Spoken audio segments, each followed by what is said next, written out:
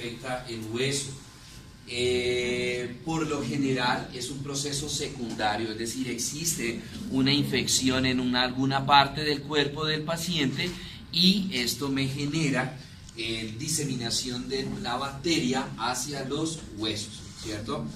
Le decía que la causa más común son las bacterias. Muy raro, nunca he visto, pero los libros reportan, ¿sí? Buenos días. Hola, doctor. Y dentro de las bacterias, una de las principales causas es el Staphylococcus aureus, ¿cierto?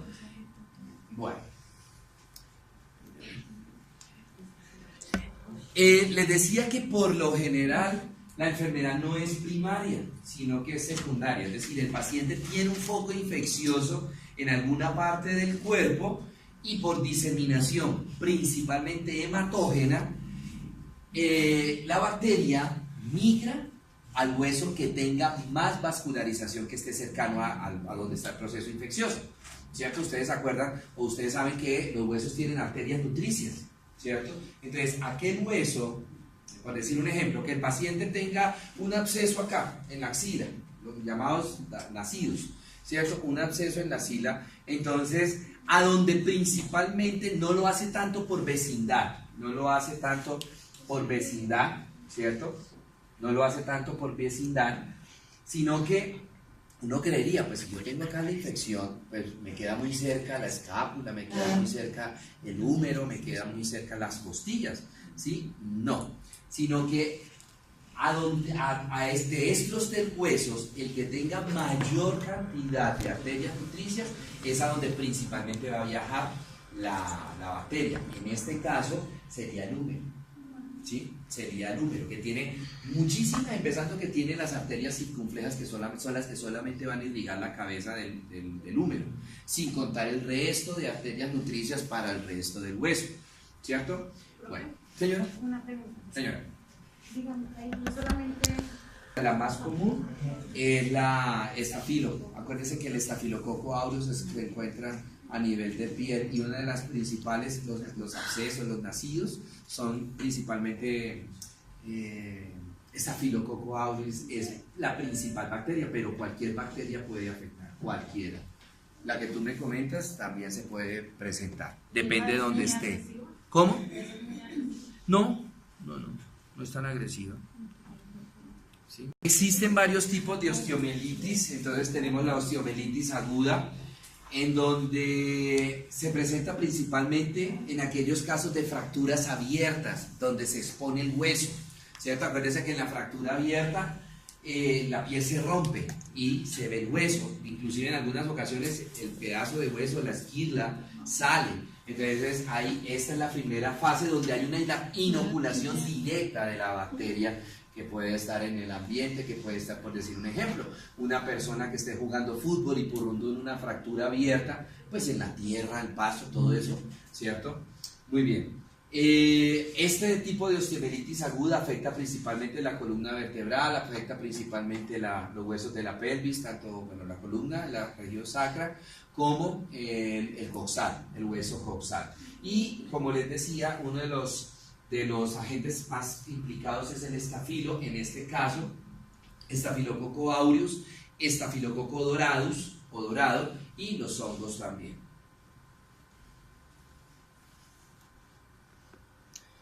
Bueno, tenemos la osteomielitis crónica, ¿cierto? Aquí lo que se da en la osteomielitis crónica es que exista un proceso primario que me esté obstruyendo la irrigación del hueso, especialmente las arterias nutricias, y entonces lentamente, paulatinamente, el hueso se va necrosando, se va muriendo, y en la medida que está la hipoxia aparecen bacterias en este sitio. ¿Dónde se ven muchísimo estos casos? En los pacienticos con diabetes. ¿Han visto los pacienticos con pie diabético que por eso hay que amputarles, ¿cierto? Porque por la diabetes que tienen ellos, por su proceso de macroangiopatía, ¿cierto? Más el proceso de la vasculitis que ellos presentan, se empieza a disminuir el riego sanguíneo hacia una parte del cuerpo, principalmente por bagaje a nivel del pie. Lentamente se va generando la hipoxia hasta que ya viene la sobreinfección bacteriana.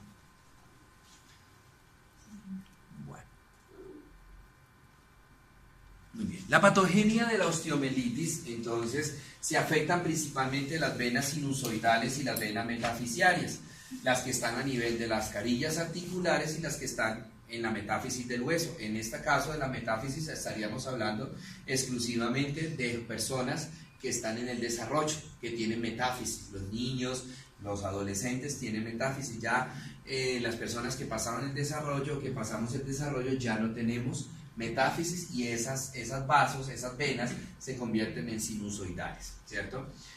El compromiso de estos vasos entonces van a hacer que el flujo sanguíneo en esta zona sea lento, por haber poca oxigenación, porque el flujo sanguíneo se hace lento, entonces se disminuye la actividad fagocítica, que son los neutrófilos que deberían migrar a fagocitar el microorganismo, ¿cierto? Al disminuirse la actividad fagocítica, entonces va a favorecer el crecimiento de la bacteria, que la bacteria que llegó ahí empiece a multiplicarse velozmente y esa multiplicación hace que rápidamente se instaure el proceso infeccioso.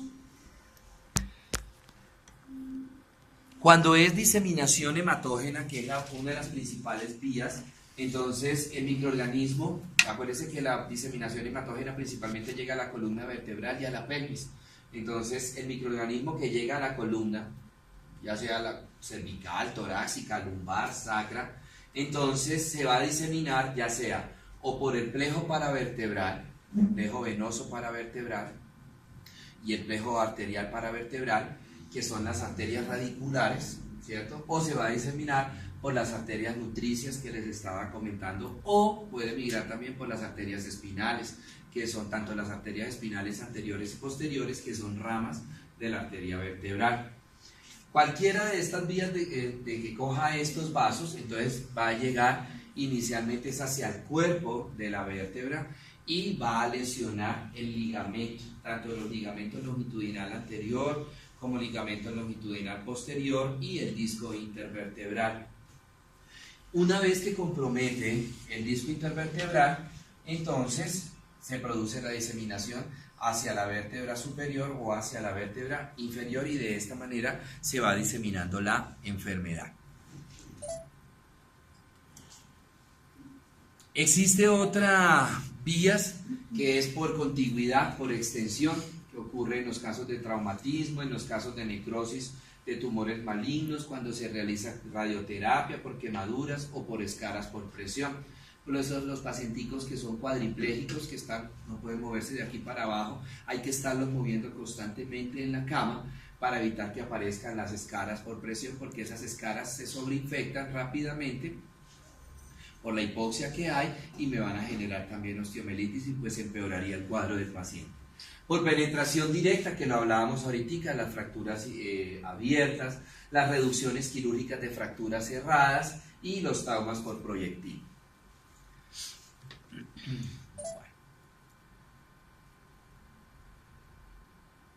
Muy bien. ¿Cuáles serían la clínica del paciente? Entonces, inflamación, los síntomas más precoces serían la inflamación a nivel de la articulación comprometida, acompañado de el edema, el rubor, calor, el eritema y el dolor, ¿cierto? Esto me puede llevar a muerte celular, todo este proceso me lleva a la muerte celular y que haya una trombosis vascular. Esta parte de aquí, estos dos últimos, tendrían más como complicaciones del proceso.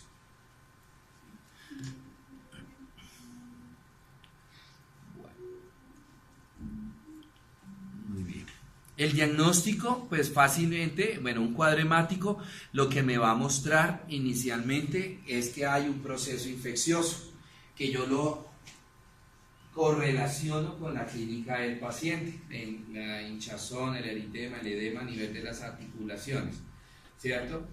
Pero el diagnóstico definitivo se hace principalmente a través de la biopsia del hueso y de la gamografía, que esa gamografía me va a mostrar los sitios de acúmulo principalmente a nivel de las articulaciones del paciente, el acúmulo de la bacteria. ¿Cuáles serían las complicaciones? Entonces, la osteomelitis crónica, la diseminación del proceso infeccioso pérdida de la funcionabilidad, la anquilosis de la articulación, la limitación funcional. En algunas ocasiones, cuando ya el proceso es bastante agresivo, hay que hacer amputación, ¿cierto?, de la articulación. Se puede, dependiendo si es a nivel de la columna cervical, me puede presentar una complicación, el absceso retrofaríngeo. Si es a nivel de la columna torácica, la mediastinitis o el empiema. Otras complicaciones, como les decía, las amputaciones que hay que hacer en el paciente, ¿sí? Y otra complicación bastante severa es que el paciente me haga una sepsis. Y esta sepsis pues ya puede ocasionar la muerte del paciente.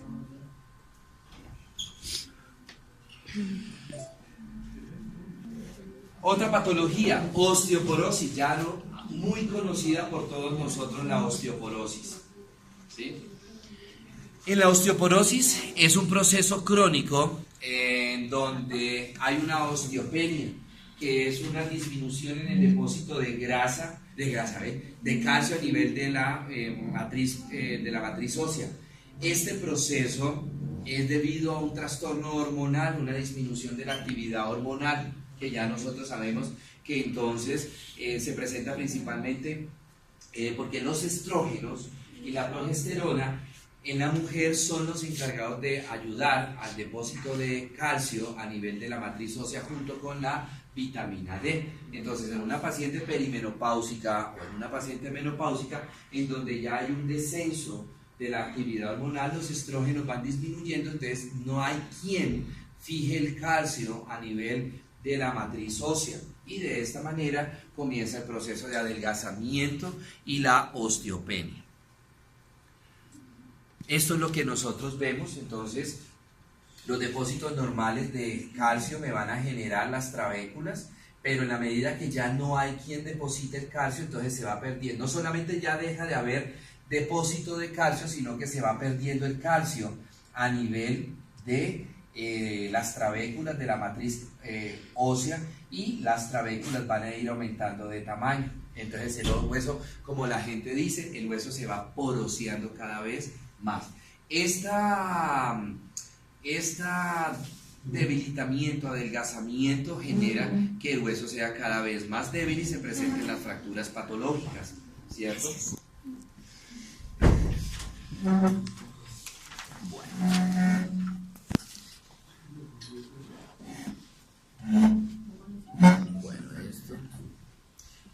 ¿Qué me genera esto? No solamente las fracturas patológicas, porque las fracturas patológicas serían a largo plazo, sino que se presenten las deformidades por debilitamiento de los huesos. Entonces, por eso en estos pacientes es común ver a nivel de la columna que se exacerbe la cifosis, o que se exacerbe la lordosis o la escoliosis, y a nivel de los sitios de presión que haya aplastamiento, y esto me genera la artrosis. Entonces, ¿cuáles son las dos articulaciones que generan o que tienen la función de cumplir mayor presión a nivel de las extremidades inferiores? La articulación coxofemoral y la articulación femorotibial.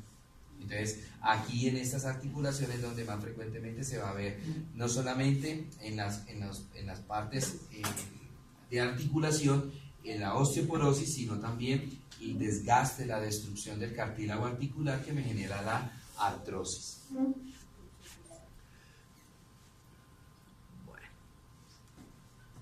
Aquí tenemos un cuadro, como una comparativo de una pelvis que sería normal y el proceso de osteoporosis, ¿sí? Completamente el hueso poroseado, ¿verdad? Adelgazado. Entonces fácilmente ante cualquier golpe o ante cualquier presión fácilmente se puede producir la fractura, ¿cierto?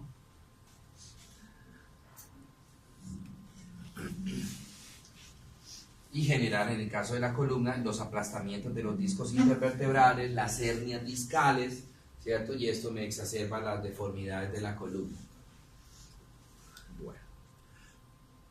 Otra patología, la artritis reumatoide. La artritis reumatoide, a diferencia de la gota, en el caso de la gota es muy parecido. En el caso de la gota era un trastorno metabólico, era un trastorno por aumento de los depósitos de ácido úrico, ¿cierto? En la artritis reumatoide el trastorno es inmunitario.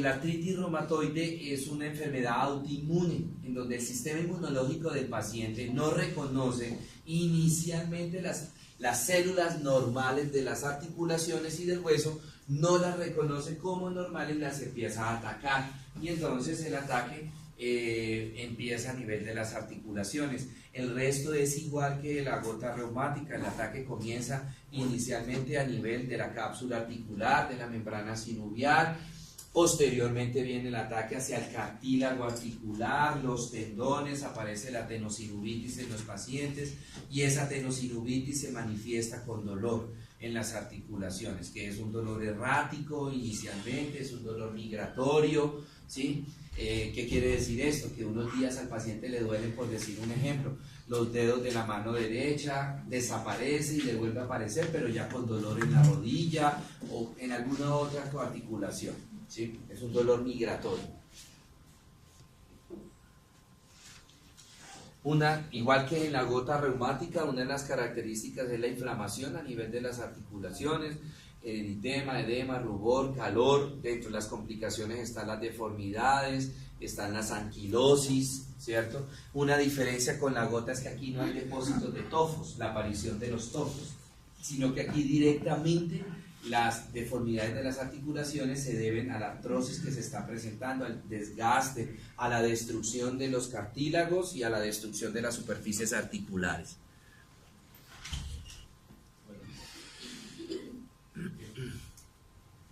Bueno, tres tipos de artritis.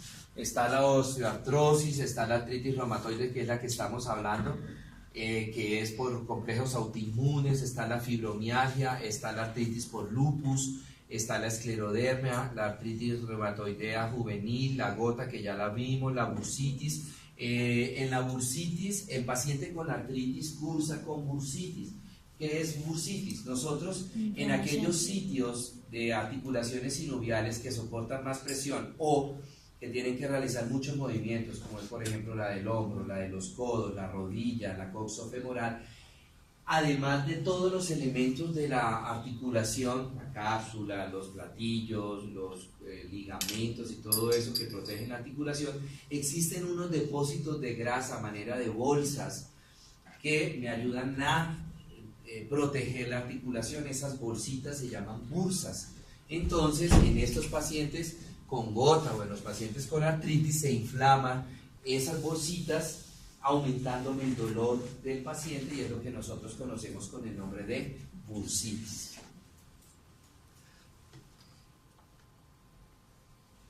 Bueno.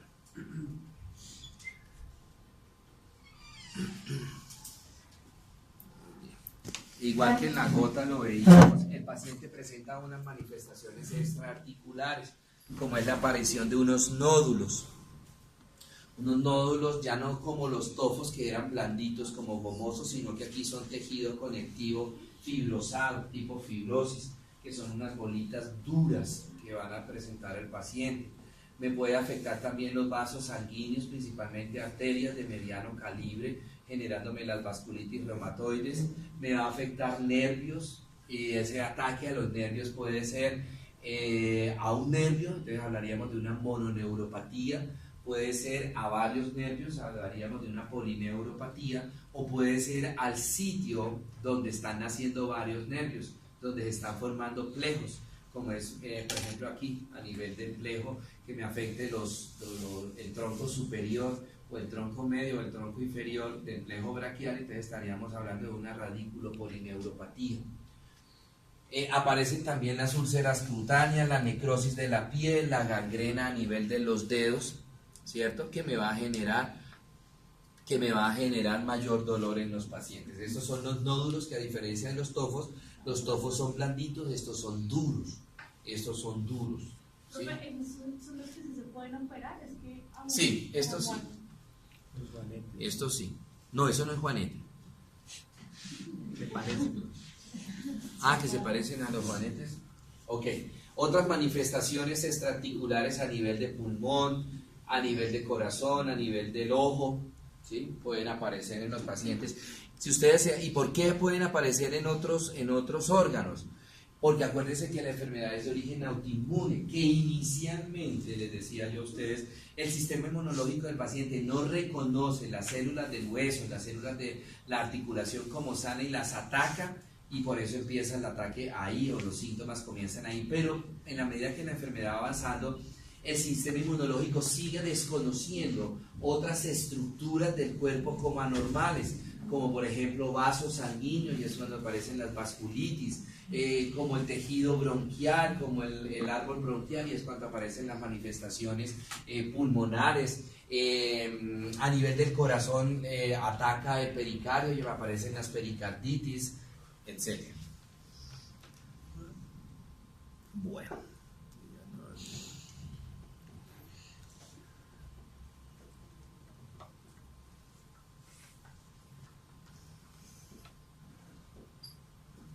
Esto es simplemente a manera de, si ustedes se acuerdan, allá a principios de semestre cuando vimos fiebre reumática, había unos criterios, que eran los criterios de Jones, para determinar si un paciente tenía verdaderamente fiebre reumática. En artritis igualmente existen unos criterios para determinar si lo que el paciente tiene ya es artritis o es simplemente una poliartralgia.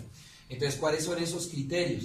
De rigidez matutina de al menos 1 hora de duración, o que el paciente tenga artritis de 2 o más articulaciones. Cuando se habla aquí de la artritis, entonces está hablando que la articulación tiene que estar anquilosada, edematizada, con rubor, con calor, con edema, con dolor, ¿cierto? Esta artritis puede ser a nivel de las articulaciones metacarpofalángicas, las interfalángicas, a nivel de las muñecas, o en los codos, en las rodillas, o en las metatarsofalángicas, o en los tobillos. Si aparece en otra articulación, ya no es este criterio. Otro criterio es que el paciente tenga artritis a nivel de las articulaciones de las manos específicamente que comprometan completo muñecas, metacarpofalángicas o las interfalángicas proximales. O sea, que comprometa todo esto, hasta acá. De aquí hasta acá. ¿Sí? O sea, que lo del túnel del carpo es debido, no tiene nada que ver con... El túnel del carpo es un engrosamiento del ligamento anular del carpo que presiona en el ligamento anular del carpo, por el ligamento anular del carpo, que está formado por el retináculo de los flexores y de los extensores, pasan los tendones de los músculos del antebrazo y pasa el nervio mediano. Cuando el retináculo se inflama, comprime los tendones y ahí vienen todos los síntomas, pero no es por esto. Bueno, otros criterios entonces están las artritis con afección simétrica, o sea, del mismo lado, ¿cierto? De las articulaciones interfalángicas proximales, de las metacarpofalángicas y de las metatarsofalángicas. Que aparezcan nódulos reumatoideos a nivel de las articulaciones, que el paciente tenga factor reumatoideo positivo y que a través de la radiografía se puedan demostrar los daños que está generando la enfermedad a nivel de la cápsula articular y a nivel de los cartílagos y las superficies articulares. Bueno. Artrosis, que tampoco es una enfermedad primaria,